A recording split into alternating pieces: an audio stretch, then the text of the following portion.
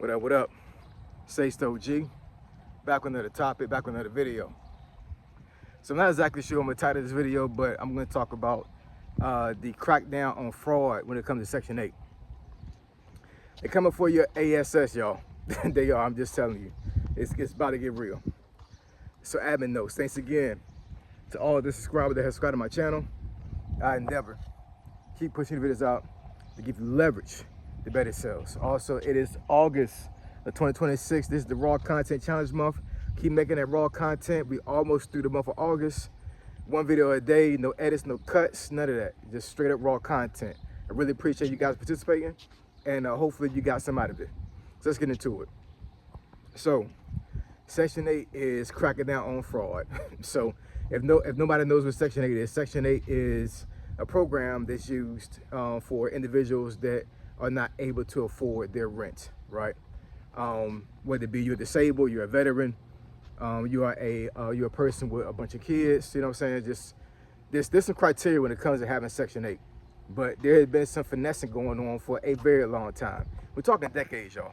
We're talking decades, and I know, you know, Gen Z may not be familiar with this too much, but I think a lot of Gen Xers and a lot of millennials have literally lived through this and have seen this in real time, how either their peoples or people they know have straight up finessed Section 8. You know what I'm saying? Just straight up living a lifestyle that's crazy. You know what I'm saying? But they're paying $10 rent. I'm just saying, man, it's wild. And like I said, like, you know, I didn't realize how bad this was when I was growing up, obviously. Even when I became a young adult, you know what I'm saying, I thought it was normal. I really thought that, you know what I'm saying, because in the projects, I mean, that's literally what it is. Everybody's on Section 8, man, you know what I'm saying? And I know a lot of, you know, a lot of the older women over there in the projects where I was raised at, they weren't Section 8 because of disability or because they reached a certain age and they were authorized to use it, right? Because I think the standards for Section 8 was a little bit, I don't want to say more lenient back in those days, but there wasn't a lot of things put in place to stop folks from applying for it. That making any sense, right? So over time, I just think that folks just got used to being taken care of by the government. So, you know, grandma had Section 8, and then, you know, the daughter winds up getting on Section 8. When she gets pregnant, it's a vicious cycle, man. You know what I'm saying? Like, I've seen literally generations of folks on Section 8. Everybody related, you know what I'm saying? I even saw a post back in the early 2000s on Facebook, right? Well, not early 2000s, about mid to late 2000s, because Facebook wasn't really all that popular until about like 07, 08, something like that. So we'll say about between 08 and 2010. I was seeing posts on Facebook where these folks, I knew these folks from the projects, and they would be bragging about, I just got my unit. And they call them units back in Norfolk, you know what I'm saying, when you get a project house. And I'm sitting here like, yo, this what we doing?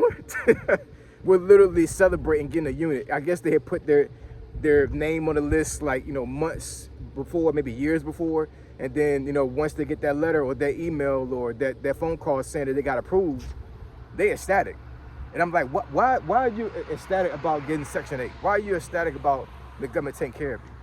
Oh, I know why you I know why you ecstatic, because you saw your mama abuse Section 8, had a boyfriend that was dealing, you know what, back in the 80s and 90s, you know what I'm saying? So he got this D money, right? And you getting Jordans and fancy clothes, all this other stuff, whatever, while she paying $10 rent. She paying $10 rent, but she Gucci down, Prada down, hair done, nails done, right? Just all kinds of stuff going on, you know what I'm saying? And nobody's tracking this money, yo. Nobody's tracking what's going on. Well, that's coming to an end, y'all, because I read some reports, and I actually saw 2 videos recently where there are investigations that are going on right now, and they're going to keep going on, where folks actually are auditing folks for lifestyle. What that means is that they're investigating folks that actually living a lifestyle that's not conducive to somebody being on Section 8. Meaning that if you got a Benz outside of your project house, you might be investigated. If you are walking around with designer clothes, and you're taking all these vacations or whatever, you know what I'm saying, but you're paying $20 rent, you might be investigated. They're not playing, man. They're not playing at all with this stuff, man. And I mean, honestly, it's been a long time coming. Now, I know some folks may say that I'm hating. I know some folks may say that because I'm black and because I saw black folks be on Section 8 in real time myself and saw the struggle that some of these folks had, that like, even though there are some folks that have finessed Section 8, there are enough people out there that were not finessing it that this could affect them. Will I say there's going to be a residual effect of folks that are deserving Section 8? I would say so, because I'm pretty sure the standards are going to change to a certain degree, obviously, right? But I mean, but this is a long time coming, man. It's a correction going on when it comes to this stuff. And once again, I've said this plenty of times before, and other folks have said it again. Being taken care of by the government is diabolical. It is, man. It's just crazy, you know what I'm saying? It's absolutely diabolical. Now, I saw one comment, and this is not necessarily off topic, but I'm gonna address this while I'm on this video. So I saw a comment on one of the 2 recent videos I made about Section 8, and a gentleman up there, I'm assuming that he's a guy, and his username on Facebook on YouTube looked like it was a male. And basically he said that, you know, folks that are on some type of disability through the government, for is like a veteran, like veteran compensation, or if somebody is in the was in the military and is retired from the military, that's a form of Section 8. Now, let me explain some when it comes to that, right? And I'm not mad I'm saying that. I'm just going to explain exactly why I don't believe that's real. And hopefully he's able to take heed of this and he see this video.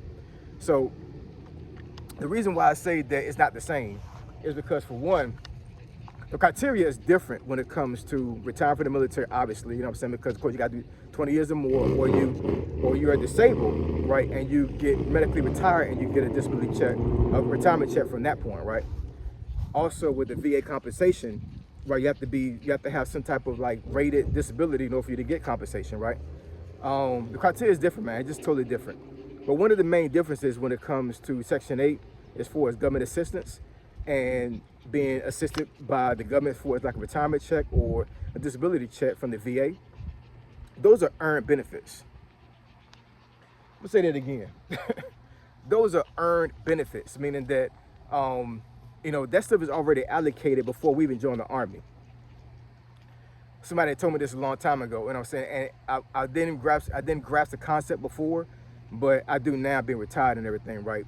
So basically what happens is when you join the military, they already have allocated a certain amount of money that they need for them to take care of you after you leave the military, when it comes to VA compensation and all of that, right? But in essence, it's all earned benefits. I earned my retirement because I did 20 years in the military. I earned my disability because I got injured during combat. I got injured when I was actually in the rear and garrison environment, right? So you trying to compare VA benefits and retirement to government assistance like Section 8 is crazy. Nobody earns Section 8. You know what I'm saying? You know, nobody earns Section 8. Now when it comes to Social Security, that's earned because it's earned based off of your income or what you actually receive over the years. But Section 8, I don't see anything in the regulation or any type of law that says that's earned. That's a benefit that's allotted to somebody that needs it, but that's not an earned benefit. It's not earned at all. And the reason why they're cracking down is because a lot of these folks that, you know, is on Section 8 right now, they don't deserve it. They haven't earned it, nor do they deserve it. So they're getting these folks up out of here, man. And I'm pretty sure you're going to be seeing a lot of videos as of recent. It's August 2026 right now. If you go ahead and do some research on YouTube and some other platforms, you're going to see a lot of Section 8 videos of folks getting evicted. And honestly, it's sad. It really is. You know what I'm saying? Because at the end of the day, we can all laugh and joke about this stuff, but at the end of the day, folks' lives are being destroyed. But on the flip side of that, I'm sitting here like, why in the world some of these folks are getting evicted and they're paying $10 rent? They're paying $20 rent. I've talked to folks or whatever. They said they literally evicted folks out of their apartments or whatever because they couldn't pay $30 of rent. Who the hell can't pay $30 rent? Who can't do that? I don't know, man. It's crazy. It's crazy. I mean, can y'all believe that? You can't pay $30 rent So if you can't pay $30 rent, then how you surviving? How you getting by? I don't. Yeah. Somebody explain it to me, man. Somebody explain in the comments, whatever. How is somebody getting by through life when it comes to getting food, getting clothes, buying furniture? You know what I'm saying? You're doing basic stuff with it, but you can't afford $30 of rent. Huh? What are we doing here? $30 rent, you can't afford it. But you also got folks, like I said, are paying $30 rent and they're living a lavish lifestyle. And Section 8 is coming for your ass. They're coming for you. So I don't know what to tell you. I don't know what to tell you. You know what I'm saying? But I'm saying, man, it's about to be real crazy out here in these streets.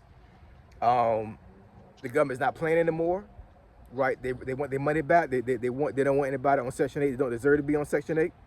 The criteria is definitely changing to where it makes it harder. I mean, you know, at one point before this stuff even popped off, some areas of the United States, it took years for you to be on a list to get Section 8. Once you got it, you're pretty much locked in. You know, unless you did something stupid, you know what I'm saying, you wasn't gonna lose your Section 8. But now with them having it where you only got 2 years, yeah, man, it's about to be crazy. But you know, when you really think about that in its totality, as far as like you know, the whole perspective of things, just imagine how much money that was paid from the government for somebody that was on Section 8 for 40 years. 40 years, one person, and the government paid their rent for 40 freaking years. We're talking thousands of people that the government did that for. No wonder we in damn debt.